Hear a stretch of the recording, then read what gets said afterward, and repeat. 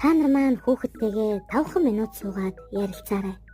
Хүүхэдтэй бусдыг хит өндөр, намхан, бүдүүн, туранхай эсвэл арьс өнгөн ямар ч байлаа гэсэн нүдний шил зүүдэг байлаа ч гэсэн шоолох зүйл биш шүү гэдгийг сайн тайлбарлаж хэлээрэй.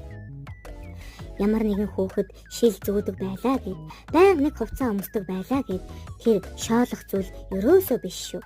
Хуучин цүнх, шин цүнхний аль аль нь ижилхэн мөрөөдлөд өөрөн байдгийг хүүхдэд тайлбарлаарай.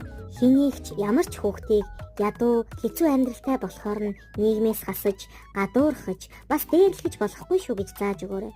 Дээрлэх нь бусдыг гомдоодог, өвтгдөг, бас сургуультай хүүхдүүд явахыг хүсгээ болдог. Тийм болохоор сургууль бол өрсөлддөг, өвтгдөг газар биш, харин суралцдаг. Хүүхэд болгон сургууль руугаа ирэхийг тэмүүлдэг, найзуудаа харахыг хүсдэг. Тийм сайхан, гэрэл гэгээтэй газар болохыг хэлж өгөөрэй.